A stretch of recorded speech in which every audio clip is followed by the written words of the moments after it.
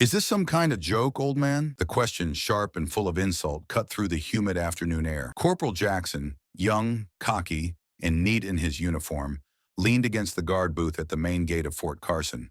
His mirrored sunglasses hid his eyes, but not his scorn. His partner, Private Wilson, younger still and eager to impress, laughed quietly beside him. Before them, sitting on a deep red motorcycle that looked as ancient and worn as he did, sat Robert Morgan. He was 82 years old, a man built of quiet strength and sun-weathered lines. His hands, twisted with age, rested calmly on the handlebars of the vintage Indian chief.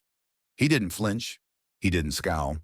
His gaze remained fixed somewhere down the long, heat-shimmered road that led into the heart of the sprawling army base, as if he were looking at a memory only he could see. "License and registration," Jackson demanded, his voice impatient. He made a get-on-with-it gesture with his hand. "And I need you to step off the bike, sir." The "sir" was an insult, a verbal pat on the head for a senile old man playing soldier. Robert moved with a careful slowness that seemed to make the young corporal angry. He reached into the leather saddlebag, his movements neat and precise, and produced a worn leather wallet. From it, he pulled out a driver's license and a strange-looking identification card. It was an old design, laminated plastic yellowed with age. The photo was a faded image of a much younger man with hard eyes. He handed them over. Jackson snatched the cards from his hand. He glanced at the driver's license, then let out a short, barking laugh as he examined the other ID. "Robert Morgan," he read aloud, turning to Wilson. "And what's this supposed to be?" He squinted at it.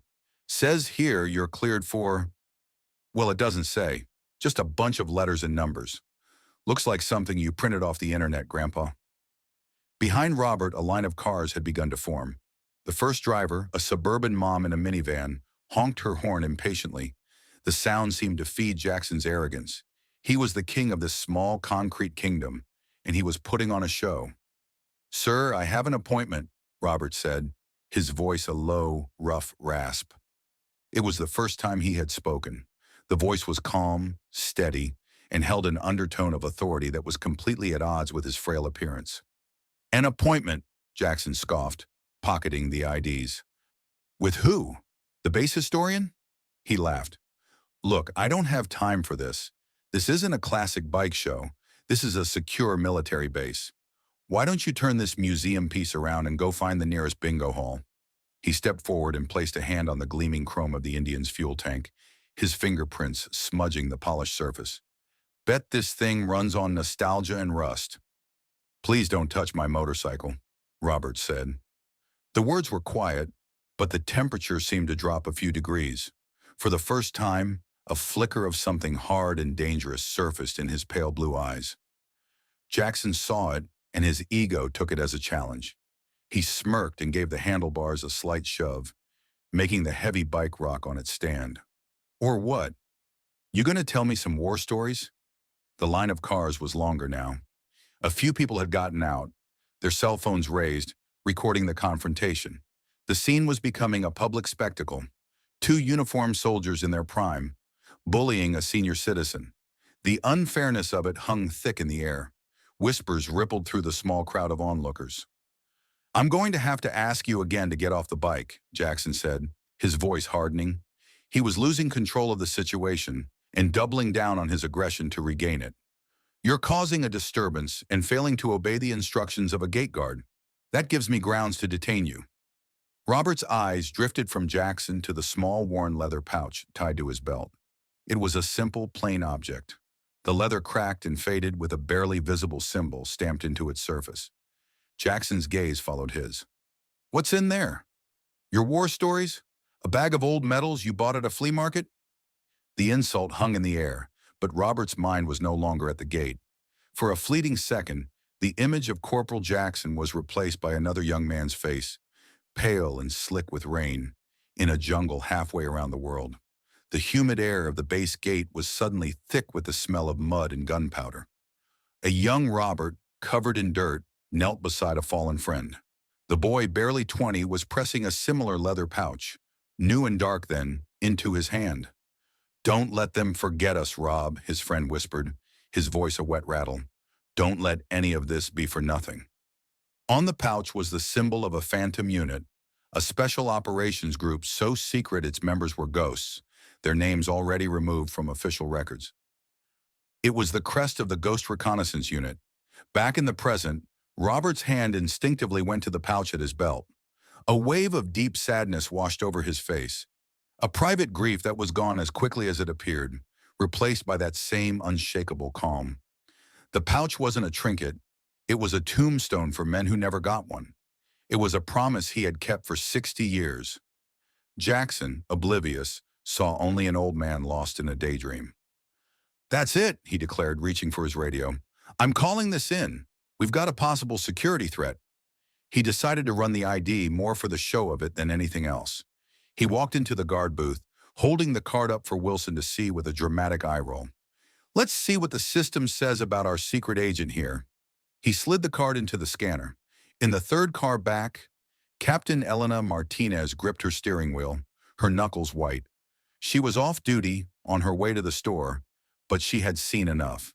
She was a third-generation soldier, and her grandfather had carried himself with that same quiet dignity, that same look of a man who had seen too much and said too little. Everything about this felt wrong. The young corporal's blatant disrespect was an offense to the uniform she wore. When Jackson's taunts escalated to physical intimidation, and then the baseless accusation of a security threat, she knew she couldn't just sit and watch. Intervening directly would be a mess of rules and rank pulling that would only make things worse for the old man.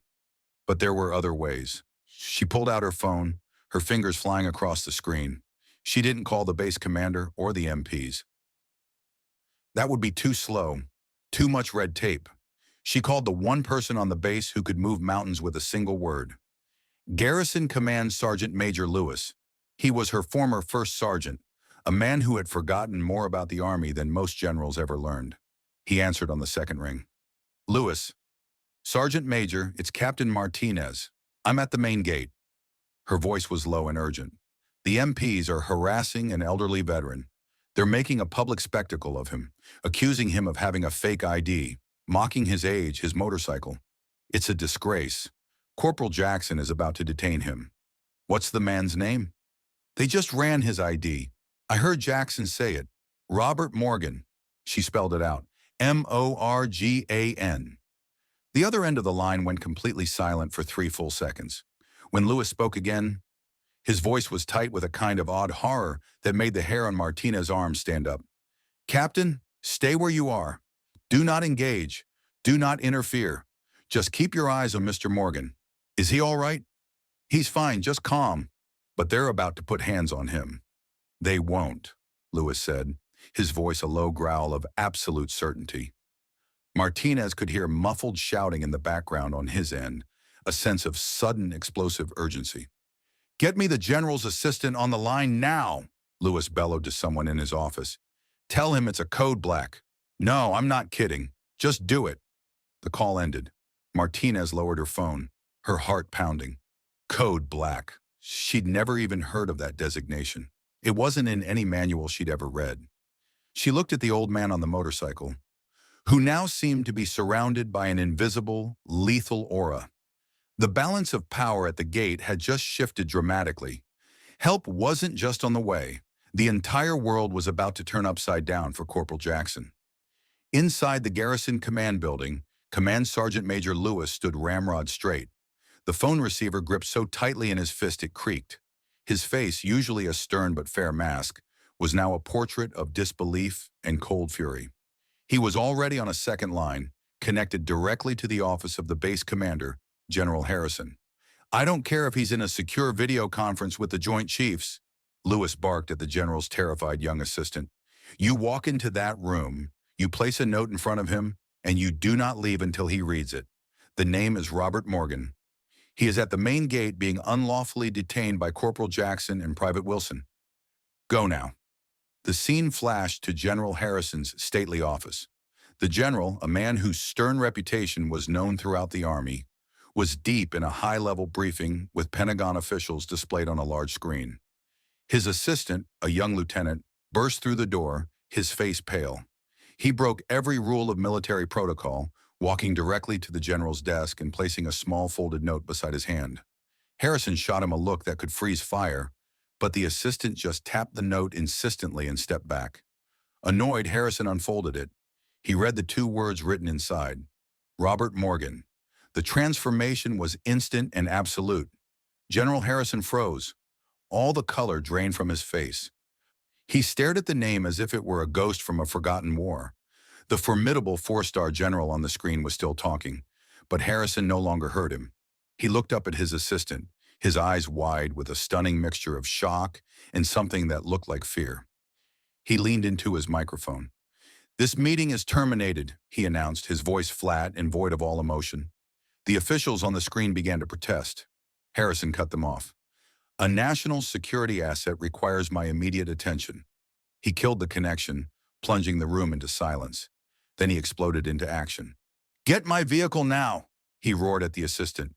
"Scramble the post honor guard. I want a full detail in dress uniform. Alert the provost marshal. Tell him to meet me at the main gate in 5 minutes. And God help anyone who gets in my way." The assistant scrambled to execute the orders, the sheer unprecedented urgency of the commands fueling his panic. The name Robert Morgan had just become the most important thing in the world. Back at the gate, Jackson was having his moment of triumph. The scanner in the guard booth let out a dismissive beep and flashed a red screen. "Invalid credential. No record found." "See?" Jackson said, strutting out of the booth. He held Robert's ID card between his thumb and forefinger as if it were a piece of trash. "Fake. Told you." He flicked the card. It fluttered through the air and landed on the dusty pavement at Robert's feet. Robert did not bend to pick it up. He didn't even look at it. His gaze was fixed on Jackson, his expression unreadable. This quiet defiance enraged the young corporal. "That's it. I've had enough of this show," Jackson declared, his voice rising, playing to the crowd. "You are a potential security risk, impersonating whatever it is you think you are. You're being detained for questioning." He unsnapped the safety strap on his holster, a purely theatrical gesture. "Get off the bike, hands behind your back, now." Private Wilson, who had been watching with growing unease, finally found his voice. "Corporal, maybe we should just call the shift sergeant. This is—" "Quiet, Private," Jackson snapped, high on his own power. He closed the distance and grabbed Robert's thin, wiry arm. "Let's go, old man." The crowd gasped. A line had been crossed. The moment his fingers closed around Robert's arm, an irreversible chain of events was set in motion. It was then that the sirens started. They were not the familiar whoop of a local police car, but the piercing, multi-toned wail of a full military police escort. From inside the base, 3 black SUVs with flashing lights came screaming down the main road, weaving through traffic with terrifying speed. They screeched to a halt in a perfect tactical formation, their vehicles boxing in the entire scene at the gate. They were followed immediately by 2 armored MP Humvees and a command vehicle, which slammed to a stop behind them. Doors flew open with military precision. A dozen soldiers from the Fort Carson Honor Guard, immaculate in their dress blue uniforms, with gleaming white gloves and rifles, poured out. They moved with silent, practiced efficiency, forming 2 perfect lines that created a corridor leading from the lead SUV. The provost marshal, a grim-faced lieutenant colonel, leaped from his own vehicle, his eyes already scanning for the threat. But no one was looking at him. All eyes were on the man who emerged from the central black SUV. General Harrison. He stepped out of the vehicle, his face a thundercloud of controlled rage. His eyes swept over the scene, the humiliated old man, the arrogant corporal with his hand still on him, the gawking crowd, and they narrowed into slits of cold fury. Jackson and Wilson were frozen, their minds unable to process the sheer scale of the response. Jackson's hand was still clamped on Robert's arm, a fact that seemed to burn under the general's gaze. General Harrison strode forward, his polished boots eating up the pavement. He walked past the provost marshal, past the petrified young guards, past the honor guards standing at perfect attention. He ignored Jackson as if he were a piece of furniture. His entire focus was on the old man, who had now, with a stiff and painful grace, dismounted from his motorcycle. The general stopped precisely 3 feet from Robert Morgan. He drew himself up to his full height, his back going ramrod straight. Then he snapped the single sharpest, most impeccably respectful salute of his entire decorated career. "Mr. Morgan," General Harrison's voice boomed, clear and powerful, across the now silent gate area. On behalf of the United States Army, I apologize for the reception you have received at Fort Carson. It is an absolute honor to have you here, sir. Robert looked at the saluting general, the honor guard, the entire chaotic scene that had erupted around him. He gave a slow, tired nod of acknowledgement. "It's all right, son," he said, his rough voice carrying easily in the stillness. "They're just kids. They don't know." The provost marshal stepped forward, holding a tablet computer. At a nod from the general, he began to speak, but Harrison raised a hand, stopping him. The general turned to address the whole assembly, his own men, the stunned onlookers, and most pointedly, the two disgraced gate guards. "For those of you who do not know," the general began, his voice ringing with authority, "the man you see before you is Robert Morgan. The identification card that this corporal," he spat the word like a curse, "dismissed as fake is a Level 1 legacy clearance card. It is a designation that has not been active for 40 years. It bypasses our standard systems because the system itself, and most of the people who operate it, are not cleared to know who he is." He let the statement hang in the air, the implications sinking in. The crowd was utterly silent, their phones still recording, capturing every historic word. Captain Martinez, standing by her car, felt tears welling in her eyes. "Mr. Morgan," the general continued, his voice resonating with a deep, reverent respect, "was a founding member and field operator for the Ghost Reconnaissance Unit during the Cold War. A unit so secret the United States government denied its very existence until 2015. He operated for years behind the Iron Curtain, alone, with no support and no chance of rescue if captured. His actions, documented in files that will remain sealed for another 50 years, single-handedly prevented at least 3 separate incidents that would have led to direct global nuclear war."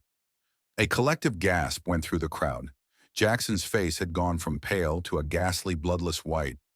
"He holds the Distinguished Service Cross, 3 Silver Stars, and a Medal of Honor that was awarded in a classified ceremony by President Kennedy. A medal that officially does not exist. This man is not just a veteran, he is a living legend. He is a national treasure, and he was treated like a common criminal at the gate of a base he indirectly saved from annihilation countless times over." General Harrison's speech finished, and the silence that followed was heavy and profound. Finally, he turned his burning gaze upon Jackson and Wilson. The full, focused power of his fury was terrible to behold. "Corporal Jackson, Private Wilson," he said, his voice dropping to a low, dangerous growl, "you are a disgrace to that uniform. You are an insult to every soldier who has ever served with honor. You saw an old man, and you saw a target for your pathetic, fragile ego. You did not see the giant on whose shoulders you stand." He turned to the provost marshal. "Colonel, take them into custody. I want them brought up on every conceivable charge under the Uniform Code of Military Justice: conduct unbecoming, failure to show respect, dereliction of duty. Find every article that applies. I want them to be an example of what happens when we forget who we are and where we come from." 2 hulking military policemen stepped forward to escort the terrified young guards away. Jackson refused to look up, his eyes fixed on the pavement in utter shame. Wilson was openly weeping, tears streaming down his face. But as the MPs reached for them, Robert raised a hand, thin and spotted with age. "General, a word." Harrison's entire demeanor shifted instantly from fury to deference. "Of course, Mr. Morgan. Anything." Robert walked slowly, his old joints protesting, until he stood before the 2 young men. "Son," he said, his voice surprisingly gentle as he addressed Jackson, "pride is a heavy coat. It keeps you warm in the cold, but it will drown you in deep water. You wear your uniform like it's armor to make you feel strong, but the uniform doesn't make the soldier. The heart does. You need to remember that." He then turned his kind, weary eyes to the sobbing Private Wilson. "You'll learn," he said softly. "Fear of doing the wrong thing is a better compass than the pride of doing it. Choose the leaders you follow more wisely next time." Finally, he looked back at General Harrison. "Don't ruin their lives, General. They're children. They made a mistake. Teach them. That's the better way. That's the stronger way." General Harrison looked at Robert, his expression one of pure reverence. His gaze drifted down to the worn leather pouch at Robert's belt. Is that, is that Captain Brennan's pouch, sir? He asked, his voice suddenly thick with emotion. Robert touched the pouch. It is, he confirmed. For a moment, the scene at the gate dissolved for the general. He was a young lieutenant again, standing in a dusty command tent in some forgotten conflict zone. A charismatic, brave captain named Brennan, the man who would later die in a jungle, pressing this very pouch into Robert's hand, was briefing him. He had tapped the identical pouch on his own belt. "This holds our luck, Lieutenant," Brennan had said with a grin, "and it holds the names of the men who didn't have any. We carry it for them." Back in the present, General Harrison finally understood. It wasn't a good luck charm. It was a memorial, a sacred duty. He looked at Robert Morgan with a new, deeper level of awe. He nodded slowly. "Your wisdom is noted, sir. They will be taught." The story of what happened at the main gate of Fort Carson became an instant legend. It spread through the base, then through the digital grapevine to the entire army. General Harrison, true to his word and to Robert's request, showed a different kind of strength. Corporal Jackson and Private Wilson were not court-martialed or discharged. Their punishment was far more instructive. They were reassigned to run the base's new Veteran Dignity Initiative. For the next 6 months, their full-time duty was to personally welcome and escort elderly veterans and their families who came to visit the post. They spent their days not checking IDs, but listening. They heard stories of Normandy, of Chausson Reservoir, of the Ia Drang Valley, of Fallujah. They pushed wheelchairs, carried bags, and sat for hours in the base museum, listening to men who looked just as unassuming as Robert Morgan recount deeds of incredible heroism. They were also tasked with creating a new mandatory training module for all gate security personnel across every branch of the service. It was officially titled Protocols for Dignitary and Veteran Entry, but everyone called it the Morgan Protocol. It was a course in de-escalation, observation, and above all, respect. About a month later, Robert was sitting in his usual booth at a local diner, off post, a simple place with cracked vinyl seats and good coffee. The bell over the door chimed, and in walked Jackson, dressed in civilian clothes. He saw Robert and froze, a look of apprehension on his face. He looked different, humbled, quieter, the arrogant swagger completely gone. Robert caught his eye and gave a slight nod toward the empty seat across from him.